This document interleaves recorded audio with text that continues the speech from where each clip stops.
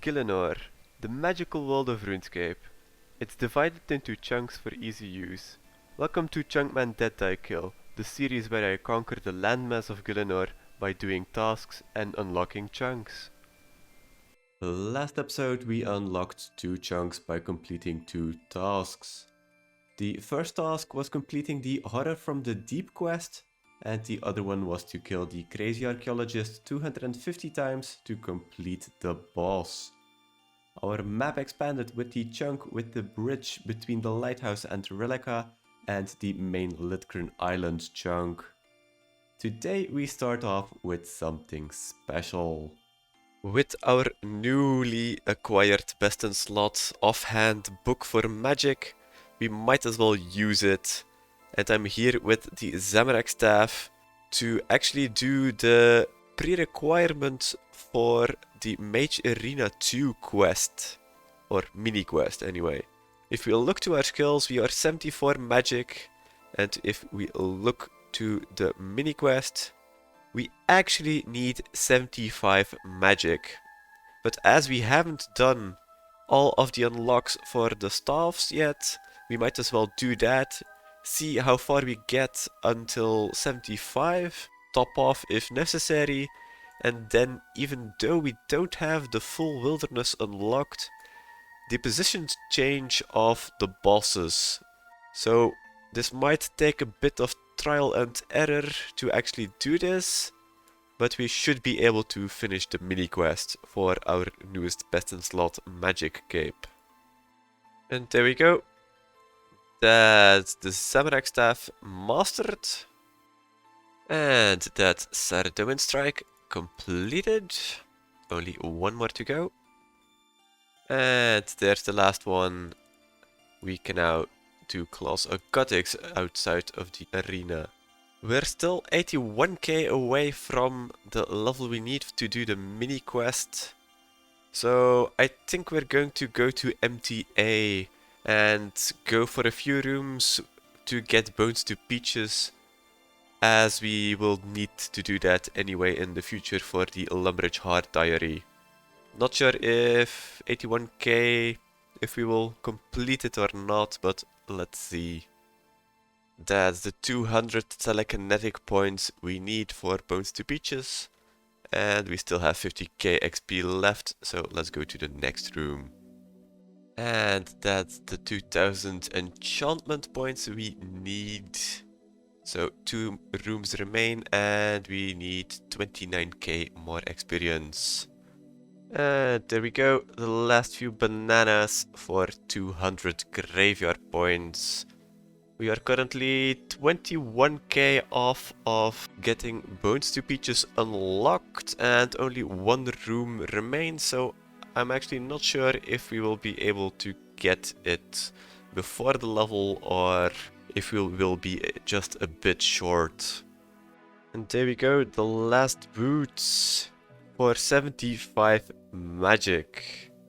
We got 99 points here. I'll maybe do a little bit more so we can have the full 100 points. So we're still not there for the Bones to Peaches unlock. There we go, deposit in the coin collector for another 20,000 experience, that's pretty nice, and 100 alchemist points. But either way, now that we have the level, let's start the mini quest. Back at the Mage Arena, we can talk to Collodion to start the second part of the Mage Arena mini quests. We asked Collodion for our next challenge in the wilderness for our mage gear, and he mentioned that there are currently 3 creatures corresponding to each god roaming the wilderness. Their powers are quite large, and he says he can imbue some of that magical energy into one of our god capes to improve it. We got an enchanted symbol here to look for all the creatures, and the creatures can only be damaged by one of the spells corresponding to what kind of god they represent. So pretty much we're going around the wilderness activating the enchanted symbol and getting damaged in the process. And we're going to do one by one, as we'll need to resupply anyway, and we need to change our gear setup every time for every kind of creature. So let's go, I guess, and let's see if we can do this without being PK'd. Let's activate the enchanted symbol and let's look for the Saragot creature first. We've narrowed it down to 2 spots, so let's see if we can get it here. Nope, not yet. Maybe over here. Oh, there we go. And protect from magic. And let's try to kill it.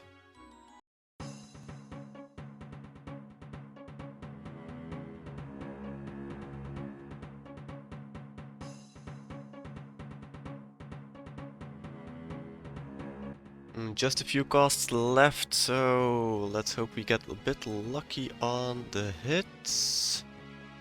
We have 1 hit left here, and ooh, big hit, but yeah. Okay, bad start. We'll have to get back here, but now at least we know where to find it. Okay, second try. We are now a bit more prepared, so this should be a lot better now.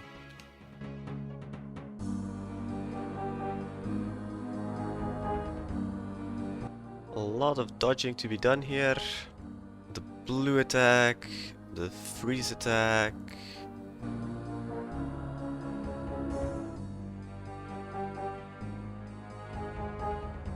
Alright, almost down, and that should be it. No, 1 more hit. There we go. That's the first one down. The Justiciar's hand obtained. Let's quickly bank this, and then let's go for the next god creature. Back to safety. Let's give the hands to Collodion. 2 more to go, and this time I'm not going to go with all the supplies. I'm just going to go with the enchanted symbol and some food to scout the location before we actually kill it. Next will be the Gutex boss, and we already have quite a limited size of things we can get here. So let's go and search where we actually need to be. Found the next location just within our chunk, so this is actually great. But Derp is here luring the Chaos Elemental, so this might actually be a bit annoying for both of us. No Chaos Elemental in sight, so this is a perfect time to just get the boss here. Let's activate our prayers, the symbol, and then let's do this.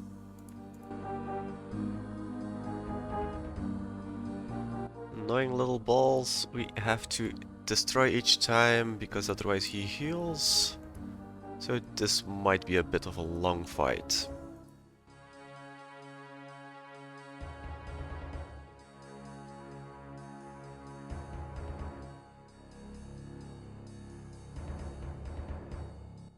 We're actually getting really demolished here. And that's the kill. Okay. That's the End's root obtained. And now let's let Derp do his business here with the Chaos Elemental. Back to safety. And maybe just one note why I didn't really run away. It's because Derp and Fresh is actually inside the Task clan. So I kinda knew he wouldn't attack me as I'm a guest in the clan, because the main die dead kill is in the Task clan. But anyway, give the Ents roots to Collodion, and now only 1 remains. Let's do the same thing as previously, just go in naked into the wilderness, just with the enchanted symbol, a knife and some food. Figure out where the little bugger is hiding, and then let's see to kill it with our gear when we re-gear. Okay, I think we're out of luck on this one. It's in the middle of the 2 chunks we don't have yet. So for this one we'll have to wait until the spawn locations change. So I guess I'm going to do something else for the next 45 minutes and then come back and try again. As there are enough locations here where we will be able to do the fight, but just within these 3 are the locations we cannot actually do. I think all of the other locations we do have. So let's log out for a minute and then let's come back. It's been more than 45 minutes now, so let's try again. It does seem like it's still the same position, because east would be somewhere like here and southeast is somewhere here, so it's still within the chunks we cannot get to. So I'm not really sure if we need to be online for 45 minutes. I'm also going to try to hop worlds once. Maybe that is a different spawn on a different world. Yeah, this is northeast or southeast, and southeast was the one we were having. Yeah, we know where it is, but it is again the same spot, so I think we need to be online to actually go out. Yeah, and we have a PKer, doesn't really matter. I guess we're going to stay online until it gives the message that it's changed. Okay, I think I'm going to just do my fishing spot now with the enchanted symbol in our backpack. I think that's the most relaxing thing to do. This seems to not be working for some reason. We've been 1.5 hours of fishing Karamboans, and this still doesn't say that the position has changed. I've already seen it change while we were hunting, I think, the second boss, the Gutex boss. So it definitely changes, but maybe we need to be in the wilderness before it changes. So let's do some bank standing at Ferox Enclave maybe then.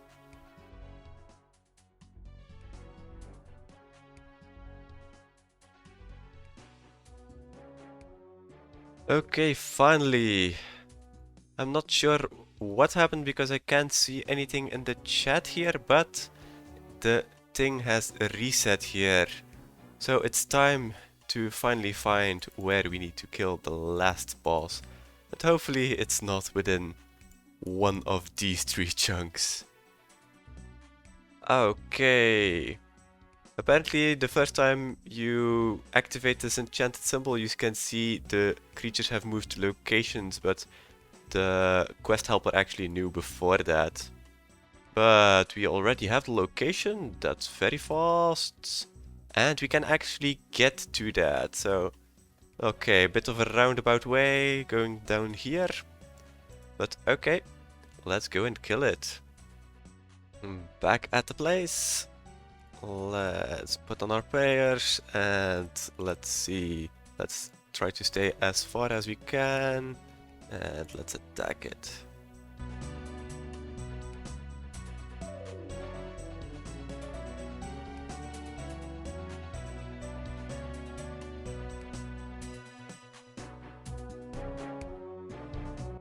And that should be it, or not, just a bit more.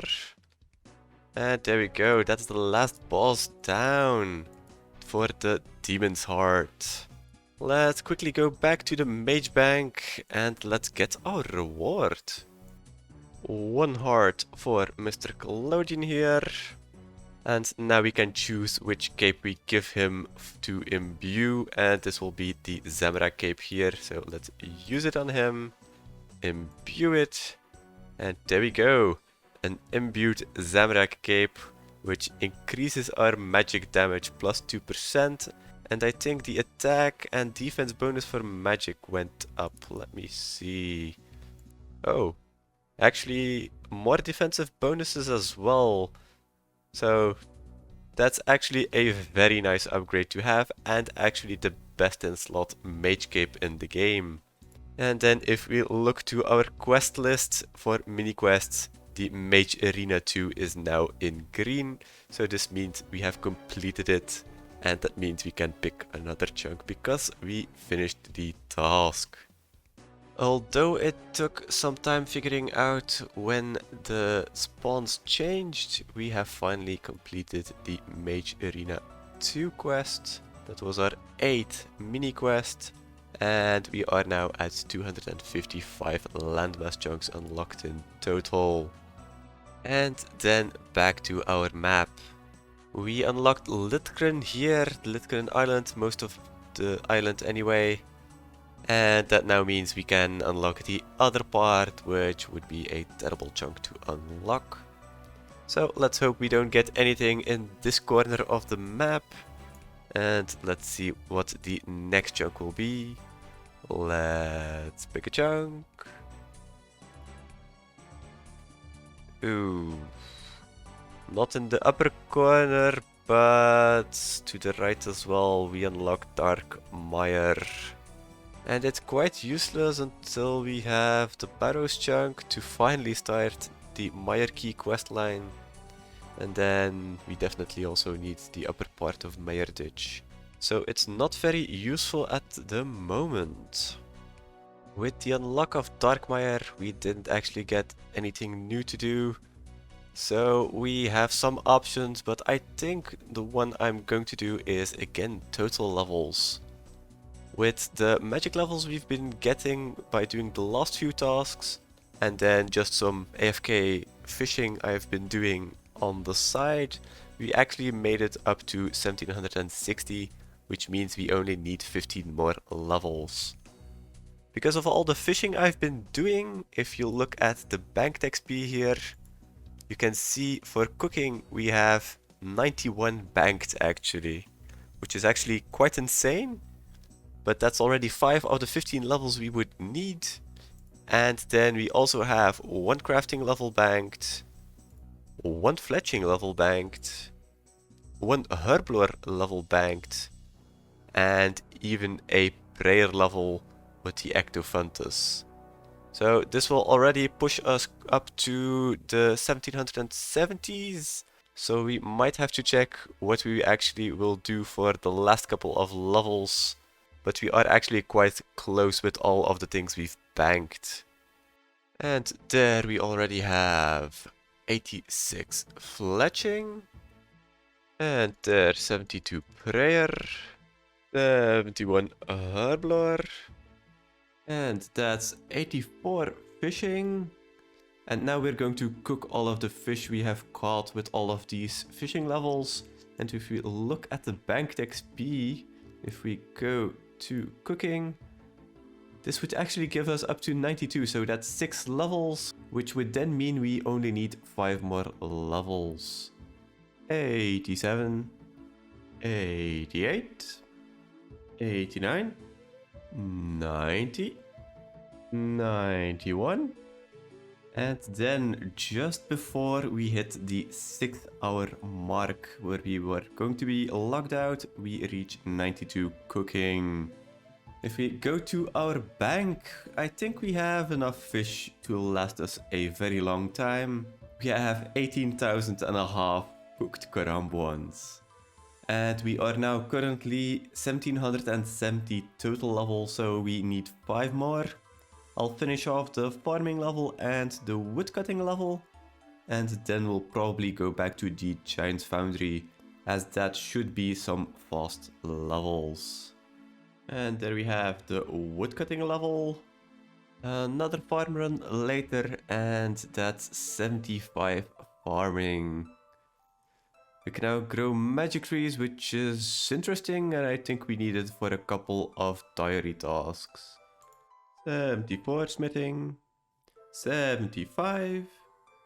Meanwhile, we have finally racked up enough points in the foundry here to buy one of the pieces of the outfit.